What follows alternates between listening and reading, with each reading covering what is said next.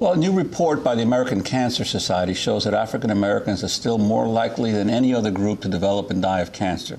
The study states that the socioeconomic factors play the largest role in this disparity. African Americans have less access to health care and information and are less likely to get screening and medical treatment.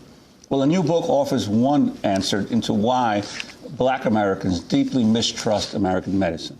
Medical Apartheid, the dark history of medical experimentation on Black Americans from colonial times to the present, is the first and only comprehensive history of medical experimentation, abuse, and neglect of African Americans. The book reveals the hidden underbelly of scientific research and the roots of the African American health deficit.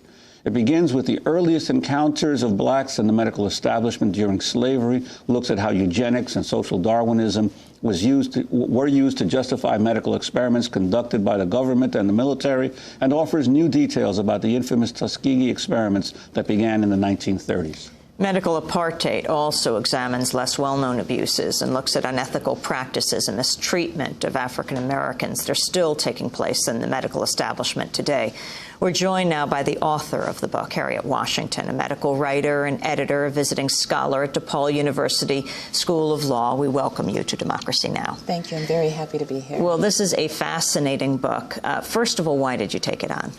I took it on for two reasons. One, I'm a very naturally curious person, and when I was still in pre-medical undergraduate at the University of Rochester, I was working in a hospital and came across some case files that dramatically showed a disparity, a racial disparity in people who were slated to receive kidneys. And that piqued my curiosity. What do you mean?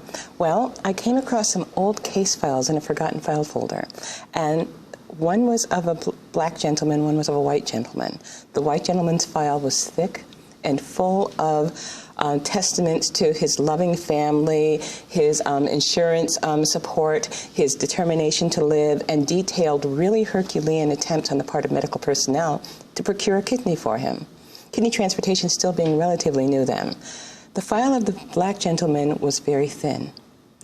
The word Negro appeared on every page of it, and somebody had underlined it on his social profile right above the single line that indicated that the medical staff's plans for him were to help him to prepare for his imminent demise. The white gentleman and the black gentleman were very similar in their profiles, but they were treated differently.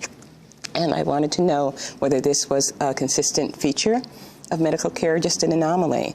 And as I began looking into it, I just became intrigued in the vast differences in the way African Americans were used from research.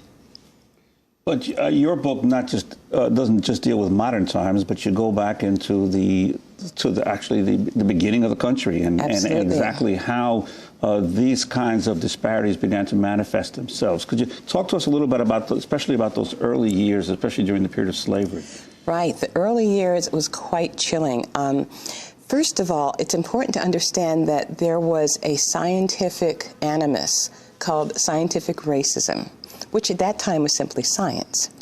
And it posited that black people were very, very different from whites, medically and biologically. And this provided a rationale and an underpinning not only for the institution of slavery. Slavery probably could not have persisted if there hadn't been this medical underpinning, but also for the use of blacks in research. For example, it said that blacks were less intelligent, subhuman, perhaps not even quite human, that they didn't experience pain, that they were immune to diseases like malaria and heat sickness that made it impossible for whites to work in the field, but made them perfect for labor in the field. So this set of beliefs, this set of scientific beliefs, was not buttressed by any real data, but only by the needs of the community. And this actually gave permission for doctors to acquire slaves for research. They also had a variety of conditions for which a good example is reproductive health. All of the early important reproductive health advances were devised by perfecting experiments on black women. Why? Because white women could say no. White women were not interested in having doctors looking at their genitalia during the Victorian era, and white women were not interested in undergoing painful surgery without anesthesia, but black women could not say no. So this animus began, as you say, in the very early days of our republic, and it simply snowballed until by the time of the Civil War, blacks were being used almost exclusively in some venues and in very high proportion in others for everything, vaccine design, experimental surgeries, and they were never consensual. You never asked their permission, and rarely were they therapeutic. They were mostly to expand medical knowledge. We have to go to break. When we come back, I want to ask you about the Tuskegee experiment, which a lot of people know about, but you say actually the emphasis on that obscures a lot of other experimentation that has gone on over the last centuries. We are talking to Harriet Washington. She's author of the book Medical Apartheid. We'll be back in a minute. Here on Democracy Now!, democracynow.org, The War and Peace Report. I'm Amy Goodman with Juan Gonzalez. We're talking to Harriet Washington, who's written a quite remarkable book called Medical Apartheid. She's a medical writer and editor, visiting scholar at DePaul University School of Law, previously a fellow in medical ethics at Harvard Medical School, wrote for USA Today, and also was a Knight Fellow at Stanford University. Juan? Yeah, before we come up to modern times, I'd like to get back to the slavery period. And in your book, you talk about you document specific examples of some of the doctors who were involved in these ghoulish experiments. So you mentioned Dr. James Marion Sims and Dr. Walter F. Jones. Could you talk about some of the things that they practiced on slaves in those days? Right. James Marion Sims was a very important surgeon from Alabama, and all of his medical experimentation took place with slaves. He took the skulls of young children, young black children, only black children, and he opened their heads and moved around the bones of the skull to see what would happen. Posited as a cure for disease, but there was no rationale for that. He also decided to remove the jawbone of a slave, but this slave was pretty intractable. He did not want the surgery. He loudly protested against it, and in response, Dr. Sims had him tied to a barber's chair and held immobile while he operated on him without anesthesia. But he's most infamous for his experiments, reproductive experiments with black women. He bought or otherwise acquired a group of black women who he housed in a laboratory, and over the period of 5 years and approximately 40 surgeries on one slave alone, he sought to cure a devastating complication of childbirth called vesicovaginal fistula. This cure entailed repeatedly doing incisions on their genitalia. Very painful and, very emotionally difficult, as you can imagine. And in the end, he claims to have cured one of them.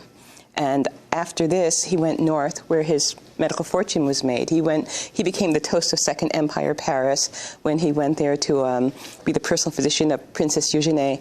And when he returned to New York, he was elected the president of the American Medical Association. I think this is really important because although often you speak of surgeons and doctors who do non-consensual experimentation, and we think of these Frankensteinian characters. But the reality is these have tended to be overachieving adepts who were stellar physicians. They were well-revered, well-respected within the profession in their time. And people only knew of their work through their own bowdlerized versions of it.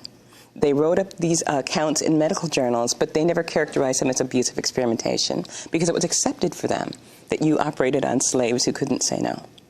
Talk about Tuskegee, the Tuskegee experiment. Though you write about how it obscures all others, a lot of people don't even know about Tuskegee. That's true. That's true. Tuskegee is the icon of abusive experimentation of black people, but it's true. Many people still don't know what happened, and there are a lot of misconceptions floating about as well. So that's a really good question, Amy. What happened was that about 400 black men in Macon County, Alabama, with syphilis, who had been diagnosed with syphilis at least, were studied over a period of 40 years by the United States Public Health Service. There were 200 men who were not infected, who were held as a control group, also black men. Over the course of 40 years, these men were duped into thinking that they were in a treatment program, but they weren't. They were given pink pills, which, as it transpired, were simply aspirin. They were given spinal taps, which, as it transpired, were not for the good of their health or to monitor their health, but rather to ensure a supply of sera for the development of a syphilis test. So they were used over 40 years, even after the advent of penicillin. When penicillin was recognized as a cure, it was withheld from these men. And this was between what was a 40-year span? 1932 to 1972. How many people knew about this at the time? How did it stop? Hundreds of people knew about it because there were regular reports in the medical journals, and it was actually presented at an American Medical Association meeting in 1965. There were also numerous meetings of governmental agencies where they periodically would ask, should we continue the experiment or not? And the decision was always yes. We should continue the experiment. It's worth noting that the Surgeon General, Thomas Perrin, had taken on syphilis eradication as his mission. And yet, when penicillin was devised and he had the cure, he made the decision to continue the experiment because he said they represent an opportunity that will never come again. What happened to the untreated men? The untreated men, as you can well imagine, many of them died horrible deaths. You know, they were not only infected with syphilis that was untreated, but these were also very poor men, sharecroppers. Their median income was $1 a day. But being sharecroppers, they rarely saw any money. And they were debilitated beyond their years by syphilis and the prostrating labor. And so many of them died, you know, very bad deaths from syphilis. They suffered, the secondary stage of syphilis is very painful. It constitutes running sores, you know, heart abnormalities, and the last stage of syphilis is devastating, neurologically devastating. Not everyone progresses to the last stage, you know, fortunately. But you can't predict who will and who won't, so everyone should be treated. Now, this 40-year period obviously spanned both Democratic and Republican administrations in charge of the United States Public Health Service. Did your research uncover anybody who actually raised alarm and questioned, I mean, not just asked should we continue it, but actually tried to oppose a call for an end to this experimentation? Two people.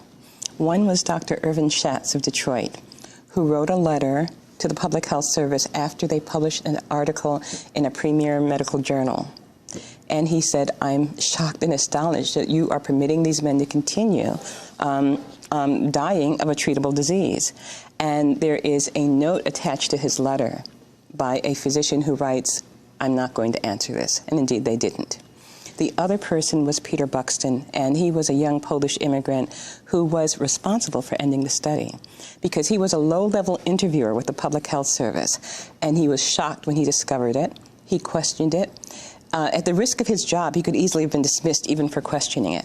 And what I found really chilling is the fact that he would write these letters, very brave of him, protesting it. And after he wrote enough of them, these doctors called him into a room where they all sort of sat arrayed against him, very intimidating, and lectured him, explaining to him the scientific process and why they were right to do this. Well, Buxton didn't agree. He left the PHS, went to law school, and through his entire 3 years of law school, kept writing these letters. And when he got no response, when they gave him the same silent treatment Dr. Schatz had gotten, he called a journalist friend. And the AP ran the story, and the rest is history. And are there any of the doctors who were involved in these experiments who are still practicing? Unfortunately, none of the doctors who conducted the experiment are alive. I say unfortunately, because I think one of the great tragedies of the study is that the miscreants have gone unpunished. I say their names whenever I can, because you never read of the names of the people who were the architects of the study. It was Thomas Morell, O.C. Wenger. These men and Thomas Perrin, others like them, perpetuated the study, and yet there's been, you know, they were never accused of anything. Nothing castigated them. They obviously have gotten off scot-free. And blame has been deflected on a nurse, you know, who was arguably the lowest person on the medical totem pole. And she's been made, Eunice Rivers has been made to bear the brunt of this study, when actually the people who devised it were never challenged. When Clinton was president, he apologized to the survivors? Yes. Were there any reparations? There weren't reparations as such, but something very important did come out of the study materially, and that was the establishment of the National Center of Bioethics at Tuskegee University. That's very important because this is a bioethics center staffed and run by black people at a historically black university. And they have been working very hard to, number one, educate people about the real legacy of Tuskegee, and also involve African Americans in bioethics and specifically in the medical research process. So that was a very, very important result. We're talking to Harriet Washington, who's written the book Medical Apartheid, The Dark History of Medical Experimentation on Black Americans from Colonial Times to the Present. Can you talk about Holmesburg Prison? And I ask about this because there's this latest news about a federal panel talking about loosening regulations around experimentation on prisoners. So if you could address both. Sure. I'm actually going to start with the federal panel, which just a few months ago made a recommendation that prisons, which have been mostly closed to research since the 1970s, be reopened. This is a very bad decision, and although it's not legally binding, all indications are that the government is going to take this recommendation, reopen prisons. And the reason why this is a problem is if you look at the history of research in prisons, it's been the site of the worst abuses, very troubled. There were experimental agents administered, men were crippled, killed, there were mind control experiments. And the worst thing about it is that the concept of consent in a prison is very problematic. The coercive nature of prison makes it very difficult for a prisoner to say no. You also indicate that obviously that a lot of this experimentation has continued. You had the one example in one chapter of a gentleman, Caspar Yagan, a 68-year-old retired auto mechanic who disappeared in 1977. Right. And could you talk about that? Yeah, that case was quite chilling because that's where I talk about the use of blacks for anatomical dissection.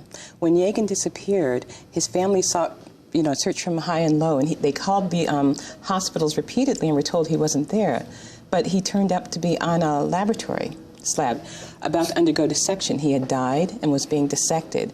And this indicates that black people have been used much more often for anatomical dissection against their will. Where? What Everywhere. laboratory? Everywhere. Slab, though, in this case of this man? Oh, this was interesting. Howard Medical School, which is a predominantly African-American school. Another theme of the book, which How did they find him? How did they know this was the man? Well, it turns out he was the only unidentified patient in the hospital during the time his family was told he wasn't there.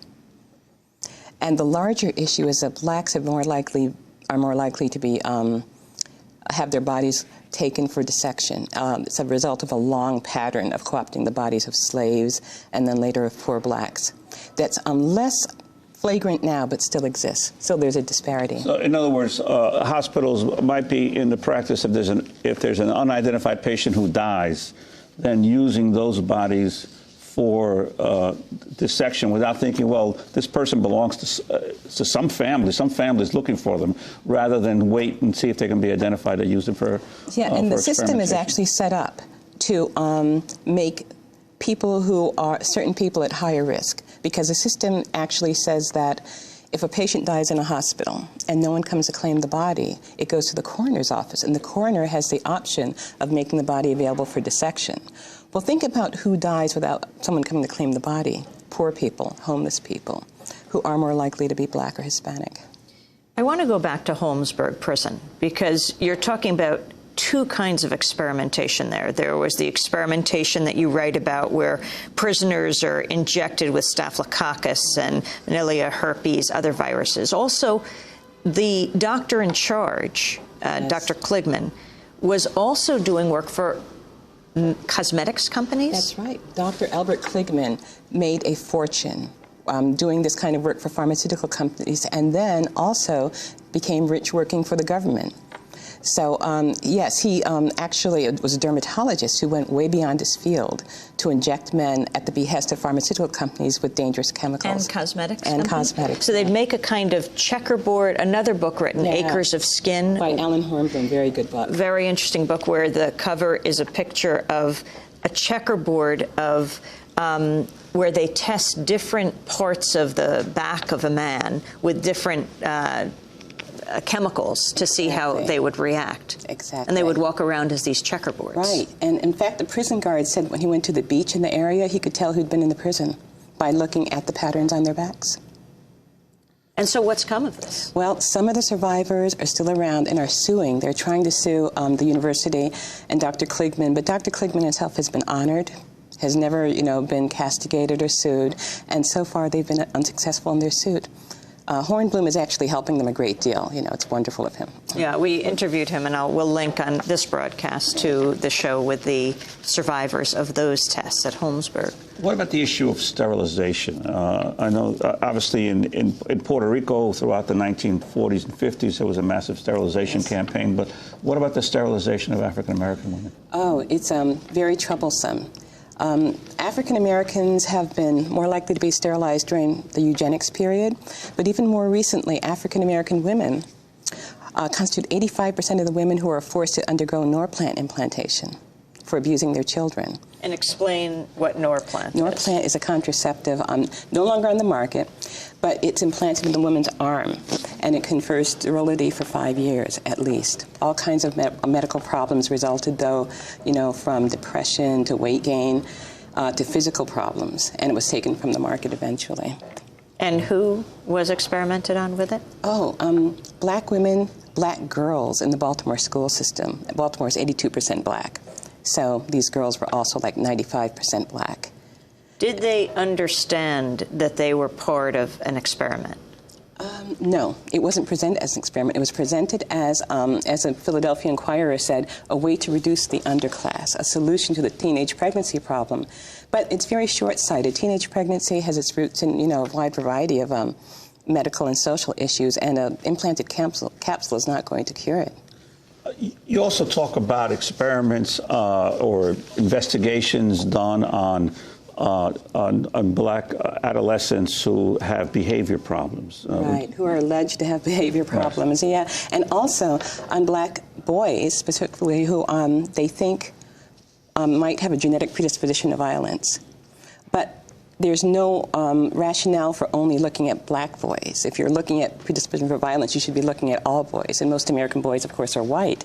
But it's black boys who've been singled out for these very dangerous experiments, such as a fenfluramine experiment that took place right here in New York City between 1992 and 1997. What was that about?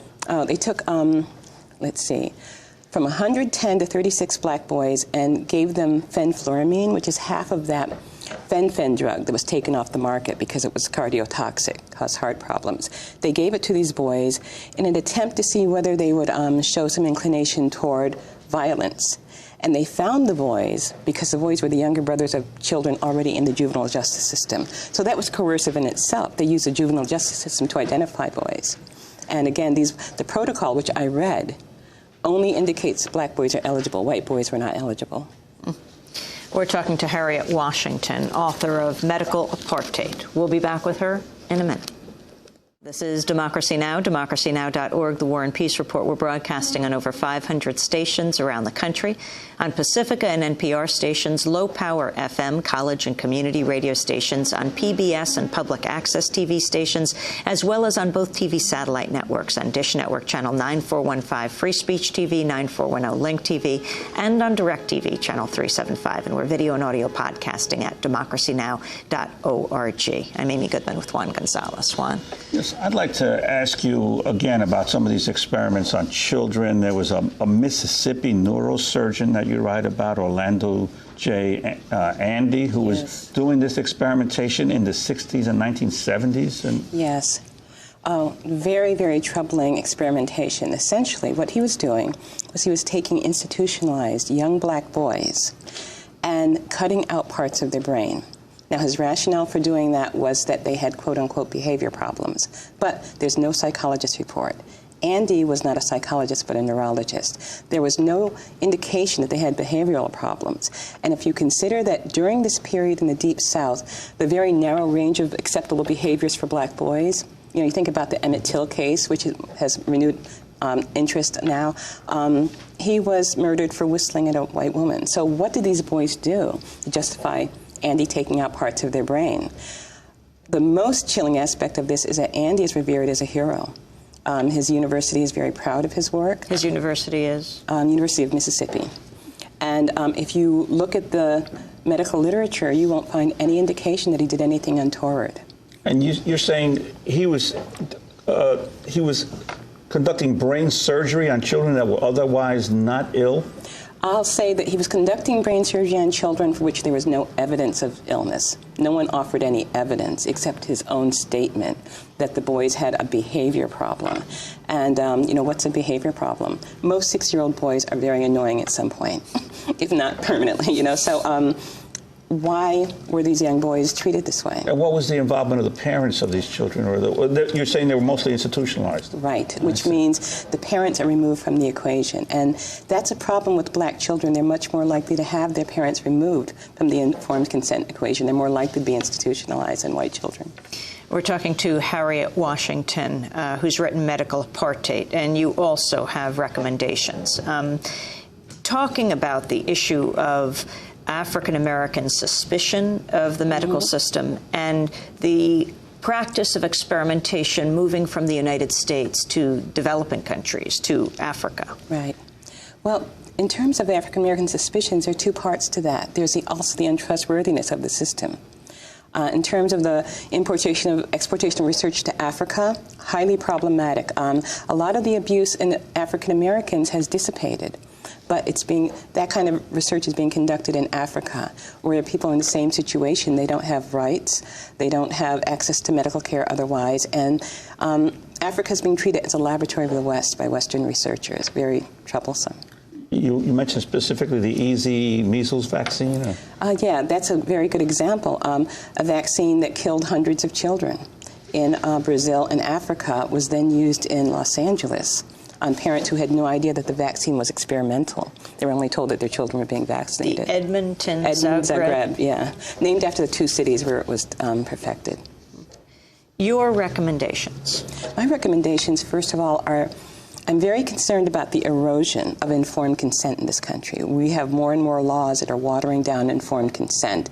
In 1996, the government decided that emergency room patients could be used in experiments without their consent. And I say we have to stop this here and abroad. We also have to institute a program of patient education. People go into medical research with no idea of what their rights are and how to protect themselves. Researchers are trained, as I was when I was at Harvard Medical School, and we have to extend the same advantage to subjects and patients. And finally, African Americans have got to take charge of this issue. We can't afford to avoid medical research now. It's too much part of treatment. But we have to learn to protect ourselves. So we have to make this an issue, as we have done with AIDS and environmental racism, and begin educating ourselves and militating for better treatment. And what about the issue of payment for being part of an experiment?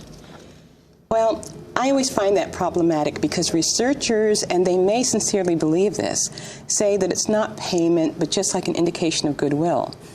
$100 is an indication of goodwill if you're a wealthy professor at Harvard Medical School. But if you're a poor woman living in Washington Heights, $100 can be an inducement. So I am against payment. I'm much more in favor of educating people. And what about some of these institutions that have participated in some of these horrific experiments in the past, in terms of them coming forth, apologizing, being held accountable for what they've done in the past? Personally, apology sounds good, but I'm not a great fan of it because I think that in one sense it allows you to duck responsibility. I would rather than a verbal statement, I would much rather see, material resources applied toward educating and assisting African Americans in medical research. Well, I want to thank you very much for being with us and for doing this remarkable historical and contemporary look at experimentation on African Americans. The book is called Medical Apartheid, The Dark History of Medical Experimentation on Black Americans from Colonial Times to the Present. The author is Harriet Washington, was an ethics fellow at Harvard Law School, also was a fellow at Stanford University, is now a visiting scholar at DePaul University School of Law, wrote for USA Today, and Medical Apartheid is her book.